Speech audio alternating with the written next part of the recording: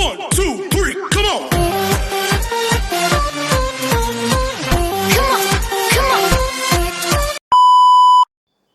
Hello beautiful people! Welcome back to my channel. This is your Mama Sam. Hola mga amigo, amiga, kumare at kumpare. Kamusta kayong lahat? Sana lahat po kayo ay okay at safe ngayong araw na ito. At syempre, kung ako naman ang tatanungin nyo, nakikita naman ninyo ang beauty ng Mama Sam ninyo. Fresh overload pa rin, di ba? Ganyan talaga kapag umiinom ka ng maraming vitamin C plus kumakain ka ng maraming banana. Dahil sa banana, mas nakakaloka ang kagandahan ng Mama Sam ninyo. Charot! So, kamusta naman kayong lahat? Sana lahat kayo ay okay na okay ngayong araw ng Sunday. So, happy blessed Sunday sa atin lahat ng bonggang-bongga. So, sana lahat kayo ay syempre masaya. So, yon. And then, of course, gusto ko rin magpasalamat sa walang sawang tumatangkilik dito sa Mama Sam Vlog. Araw-araw, lagi-lagi. Maraming salamat sa pagmamahal at suporta. And then, of course, sa mga bago nating subscribers dyan, hello po sa inyo lahat. Maraming salamat guys sa pag-subscribe ninyo. Syempre dito sa Mama Sam Vlog. And then, of course, may pa-shoutout tayo sa mga ilan nating kaibigan na talaga naman laging nakatutok, araw-araw, lagi-lagi. So, shoutout kay Jervin Carlo Magat, James Baluyot, Russell 2016, Jovelyn Nervia, si Melona Patrot, and then Yaya Muhammad. Maraming salamat din syempre kay Isabel Pin Bardogilio. Maraming salamat din kay Glency Mitra, Orlando Sebastian, Rosario Balendres, Cesar Año-Nuevo, and then shout out din syempre kay Robert Casanyas, Angelica Loreto, Snake Gem, nandiyan din. Si Gloria Riniva, thank you so much. Si Melinda Martinez, Majestica Lenchantres, Louis Peden, and then of course Charles Betagon, Barbet Elizalde, Christian Jasper Vida, thank you so much. And then of course kay Claire Ingles na nakatutok din dito araw-araw. Kay Lara, hi 5K, thank you so much. Robert Casanyas, maraming salamat. Kay Daddy Eddie, thank you so much for watching. Pretty Boy, Drip Magic, thank you. And then, kanino pa ba? Baka may nakalimutan ako. And then, ayun. So, gusto ko rin magpasalamat kay Victor Michael Tanada at kay Dave Velasquez. Ricardo Jr. Kinyusala, maraming salamat. At saka syempre kay Rosario Balendres. At baka makalimutan ko si Madam Catherine Kane. Thank you so much for watching and loving me and supporting me. Thank you so much. Then kay Madam Henrietta Solidad at kay Madam Jeneline Napaton at saka syempre kay Attorney Cornelio Dilag at saka syempre baka makalimutan ko si Maverick. Ayun. At ang nag-iisang Diyosa ng kagandahan na si Christine Ann Perez. Ayun. So sa mga nagpapa-shoutout na iba, masya-shoutout ko po kayo I think bukas. Ayun, abangan ninyo. Kasi ito ay yung mga nakaraan pa. Charot. So ngayong araw na to, marami na akong hatid na chika sa inyo na talaga naman, oh my gosh, magtataas ang kilay ninyo ng bonggang-bongga sa mga pag-uusapan natin ngayon. Kaya guys, wag na natin patagalin ang ating mga chika. So, para sa una natin chika, ay nako, ito exciting to. Dahil, syempre, ang Miss Cosmo ay ready na daw silang ipakita or hihatid sa atin kung kailan ang kanilang pageant. Excited pa ba kayo sa Miss Cosmo? Kasi ako mukhang hindi naman. Charot. So, yon. So, ang Miss Cosmo ay 2 country ang host ngayong taon na to. 2 host country. Ito ay magaganap sa Vietnam. And then, iniisip nila na gawin nga dito sa Bangkok, Thailand para makipagsabayan sa Miss Universe at Miss Grand. Diba? Diyos ko, ganun talaga ako. O, di ba? So, yon, nakakaloka sila, no? Parang ambisyosa lang masyado. Parang gusto kagad, ganito kagad siya. So, yon. Anyway, so, sa December daw ang kanilang pageant. At ayun nga, so pinaplano nilang gawin dito sa Bangkok, Thailand at saka sa Vietnam. Well, ang masasabi ko naman dyan ay bongga kasi di ba kabago-bago pa lang, dalawang host country agad, parang interesado naman ang lahat. Pero ang nakita ko dyan, syempre yung magiging partner niya dyan, syempre si Miss Puy, and then alam naman natin na bold in silang dalawa at ayun, so supportahan ng Thailand gawa nga ni Miss Puy ng bonggang-bongga, syempre for the hingkayat din ng turismo dito sa Thailand. And then, ayun, so excited ako kung ano ang eksena na magaganap ngayon dito sa Miss Cosmo. Kasi nga, diba, dito nga sa Thailand, bongga nga ang pageant. So, kaya nilang mag-provide. Pero hindi ko lang alam kung sa arena din nila gagawin ang Miss Cosmo.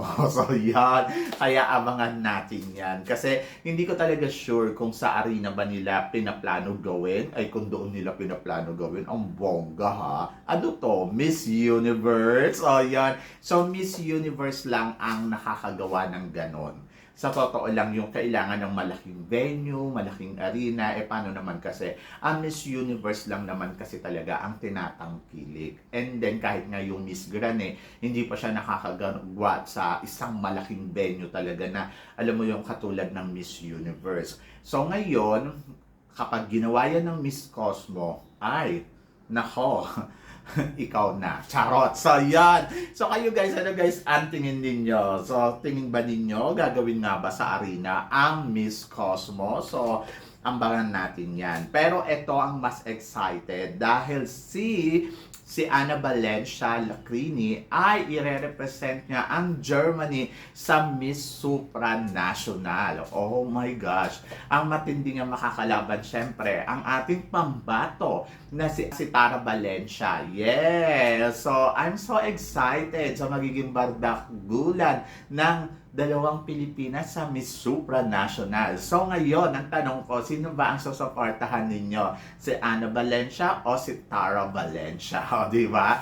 So ako para sa akin, I think, exciting to. Dahil syempre, love din naman ng mga Pinoy itong si Ana Valencia. At alam naman natin na talagang itong si Lacrini ay palaban. Dati siyang naging second runner-up sa Miss Globe. And then, syempre si Tara Valencia naman, we are excited for her dahil syempre alam din naman natin na paano to gumalaw. At alam natin na talagang kabugera talaga at eksenadora talaga si Tara Valencia. So, tignan natin at alamin natin kung sino ang makakarating sa finish line. So, yan. Oh my gosh, I'm so excited. So, supportahan kaya ng mga Pinoy itong si Ana Valencia sa kanyang magiging laban dito sa Miss Supranational ngayong taon na to. Siyempre, kung ako ang tatanungin ninyo, full support ako kay Tara Valencia 100% because she is my representative sa Miss Supranational. Bakit ko susuportahan yung ibang country? Syempre doon na ako sa Philippines. O, diba? So, yun. Maloka ka dyan. Bahala ka dyan. Anyway, so good luck. Good luck sa kanilang dalawa. Hangad natin, syempre, yung tagumpay nila sa laban nila sa international pageant. O, diba? At ito ang sumunod natin, chika. Sabing ganon, Pasay. Siya kaya ang tinuturing dark horse ngayon dito sa Miss Universe Philippines. Ayun nga, si Miss Pasay na si Amanda Russo ay talagang nakikita natin na parang nag-shine like a diamond star. Parang siyang isang bulaklak na unti-unti bumubuka. Well, ang masasabi ko, nasa kanya naman yung lahat. Ganda, talino, height, body, di ba? Pero syempre, kailangan niyang patunayan to. At patunayan na deserve talaga siya doon sa posisyon na gusto niyang makuha dito sa Miss Universe Philippines. Kung siya ang mananalo, syempre, masusurprise ang lahat kasi she's a dark horse. Pero, hindi naman natubado sa atin na may mga kandidata na biglang umuusbong, biglang nakikita, yung ganda. At talaga namang maganda naman talaga si Amanda. Aminin man natin o hindi, medyo nakakatakot talaga yung beauty talaga ni Amanda. So, parang gusto ko na rin maging Amanda. Charot! Hindi, in fairness sa kanya, iba talaga yung pinapakita niyang galawan, iba yung nakikita natin sa kanya, at looking forward tayo kung ano ang mararating niya dito. Yung iba sinasabi na, mukhang siya ang makakasungkit ng corona ng Miss Universe Philippines. Ang tanong ko, gusto kaya siya ng organization na ipadala sa Miss Universe? So, yun ang aalamin natin sa dulo ng competition na to. Dahil kung siya ang mananalo, ibig sabihin, pipisil ng organization para mag-compete sa Miss Universe. So, ano kaya ang magiging laban natin kung si Amanda ang ipapadala natin? Ayan yung aalamin natin pag nanalo siya dito sa Miss Universe Philippines. So, di ba? So, wag na muna natin isipin yung Miss Universe. Dito na muna tayo sa competition na nandirito tayo. Di ba? So, yon. Kaya, good luck and wish all the best. And then, para naman sa sumunod natin, chika, ito, pinag-uusapan ng lahat kasi talaga maraming nagtataka bakit daw si Miss Laguna ay hindi nakakakuha ng special award dito sa punta nila sa Boracay. Wala ba siyang luck sa Boracay? Oo. So napansin nga natin nagkaroon ng dalawang event ang Miss Aqua Boracay, di ba? Nung una ay fashion show, pangalawa nga yung swimsuit competition. Pero sa kabila ng magandang performance na ipinapakita ni Laguna, ay mukhang hindi umeffect ang kanyang curly hair, o di ba? So yun, so kasi parang hindi napansin ang beauty na meron siya. So, hindi kaya siya swerte sa aklan, o di ba? So, yun. So, wala naman tayong magagawa kung hindi siya na-choice ng organization. Pero nakita naman natin yung galawan niya. She's a very consistent pagdating sa rampahan, pagdating sa kung paano niya i-present yung sarili niya, walang problema. So, wala namang masasabi natin na makaka-apekto to sa performance niya sa Miss Universe Philippines kasi this is event and this is sponsors events, kaya yung mga sponsor, meron silang mga choices kung sino man yung mga napili nilang mga girls dyan, ayun ay choice ng sponsor at wala tayong magagawa doon. Pero hindi ibig sabihin ay hindi na siya mananalong Miss Universe Philippines. So just relax, sit down and watch her, di ba? So yun, ako naniniwala ako na kaya niyang ipakita yung galing niya sa tamang oras at sa tamang panahon. And then malalaman natin kung hanggang saan nga ba mararating ni Laguna dito sa competition ng Miss Universe Philippines. Siya kaya ang susunod nating Miss Universe Philippines? So yan yung abangan natin. For now, just relax. Walang problema kung hindi siya nakakuha ng mga special award, kung hindi siya napansin. Bakit si Chelsea nung nakaraan taon, di ba? Ganun din naman. But nanalo pa rin ng Miss Universe Philippines. Depende yan sa kakayahan na ipapakita ni Miss Laguna.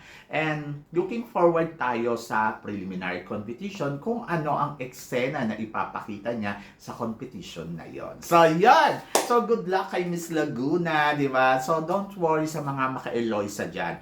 Laban lang. Ganon! And then, para naman sa sumunod natin, chika, marami din ang nag-react nang hindi napili sa top 8 ng Aqua Boracay ang performance na ipinakita ni Chelsea Fernandez. So, gulat na gulat ang lahat.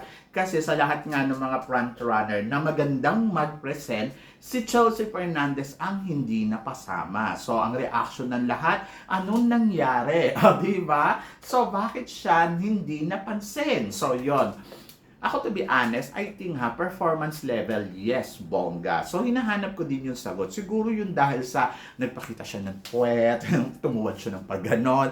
Baka parang feeling ko, hindi nagustuhan ng sponsor yung mga ganong eksena. Kasi nga naman, yung ibang kandidata natin dito, Diyos ko, nakakaloka. May pakandal, di ba? May mga, Diyos ko, parang dapat dun tayo sa Miss Grand, mga te. Di ba? So, wag niyong kakalimutan, syempre, yung pagiging elegante, kung paanong rumampa, kung paano i-present yung sarili. Too much is over. So, yon ang masasabi ko. Pero, kung performance ang pag-uusapan, ay talaga naman maganda naman talaga yung mga hakbang, maganda yung mga lakad, maganda ang mga eksena. So, para sa akin, she's good. Kung hindi man siya napili ng organization, tulad din na sasabihin ko, choices kasi yon ng sponsors. So, wala tayong magagawa doon kung ang gusto nila ay itong mga babaeng to, baka ito yung mga talagang naaliw sila sa paglalakad at ito yung pinaka nagustuhan nila. So, ganun talaga ang kompetisyon. Minsan may nananalo, minsan may nawawala sa eksena, di ba? So, pero hindi ibig sabihin na to ay game over na para kay Chelsea Fernandez kasi marami pang mga chance na pwede siyang mag-shine like a diamond star katulad na lang ng preliminary competition.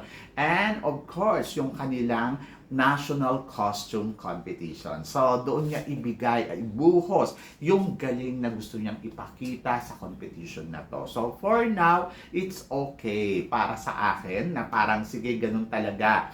May nananalo, may natatalo. Diba? So, laban lang. Ganon! So, huwag kayong mag-alala guys. Parang feeling ko naman ay aarangkada yan sa ibang mga eksena nila na magaganap. So, ngayon, hindi man siya napansin, ay okay lang yan. Ganon. Hayaan lang natin na tignan kung ano pa yung mga pwede niyang ipakita. So, basta tuloy-tuloy lang, maging consistent lang sa laban. Ganon.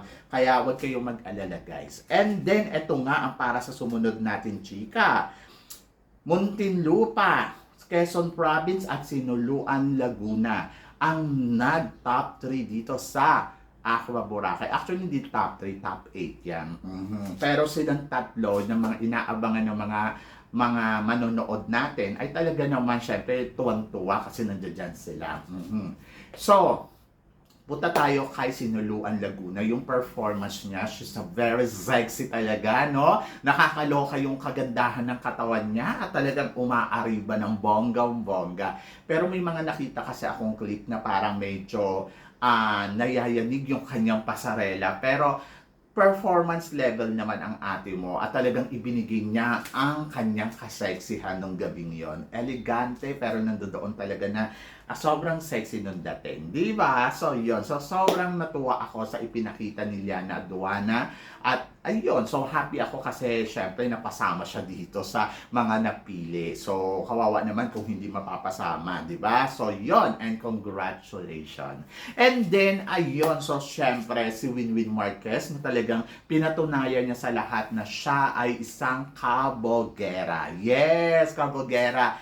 Grabe yung kanyang pasarela. May pakandal-kandal pang gano'n. Nakakaloka. Diyos ko, Lord. So, naloka ako na parang papunta na tayo sa Miss Grand International. Pero, syempre, Miss Universe Philippines to. Kaya, okay lang yan. Kung ayan yung gusto niyang ipakita ang performance. At, syempre, natuwa naman ako dahil nakita ko yung energetic move. Talagang masasabi ko, wow! Ang galing-galing talaga ni Winwin. Napapalakpak talaga ako ng bonggang-bongga sa kanya. Ganon! So, yan. Kaya naman, syempre, talaga dito, pinapatunayan ni Winwin na isa siya talagang kabogera at ayun, hindi naman nagkamali sa kanyang performance na ipinakita dahil isa siya sa mga napili talaga na maging Miss Aqua Boracay ngayong taon na to, di ba? So yan, congratulations kay Winwin at kay Sinuluan, Laguna. And then I'm happy sa nakita kong performance sa kanila.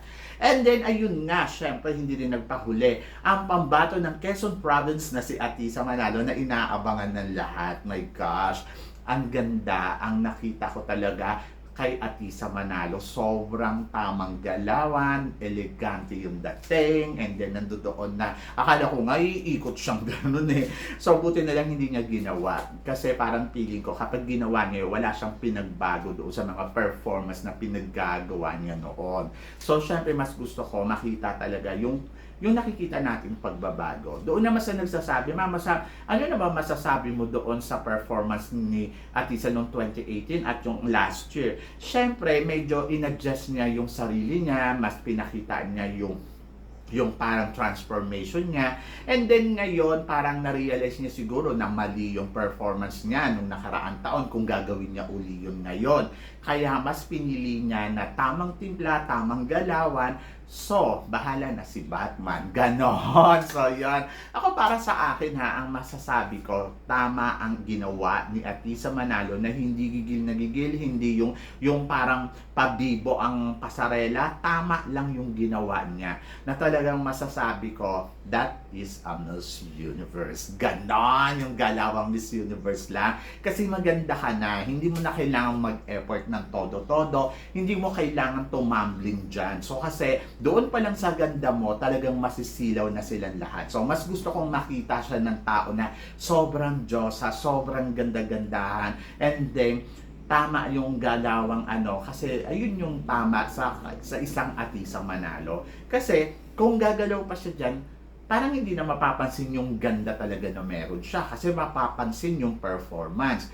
Kung naglalakad ka lang, kita na lahat yung beauty mo, and then nakafocus sila sa ganda na meron ka. Plus, galawan na, alam mo yung gusto ko yung pa-side ng gano'n, yung pa-exit niyang gano'n. Oy, bongga yun ha. So, yun. So, very Miss Universe para sa akin. Ewan ko na lang sa inyo ha. Siyempre, contrast kayo kay Atisa kasi hindi naman kayo maka-Atisa, di ba? So, yun. So, pero kasi doon lang tayo sa ano ba talaga yung nakikita nating performance sa mga kandidata. At yun lang yung napupuri natin at napapansin natin.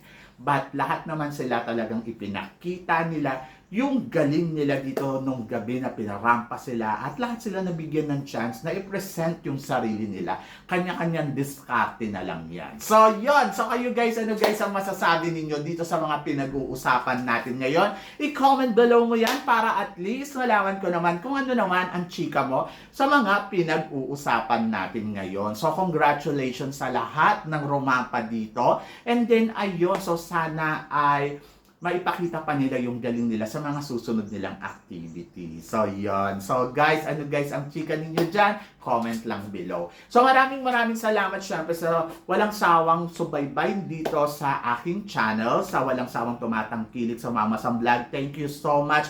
At sa mga hindi pa nakaka-subscribe, please don't forget to click like and subscribe my channel, at i-click nyo na rin syempre yung notification bell para more updated kayo sa aking mga chika. Sabi ng ganon, always keep smiling and laban lang. So guys, hanggang dito na lang. Hanggang sa muli nating chikahan. See you tomorrow. Thank you guys.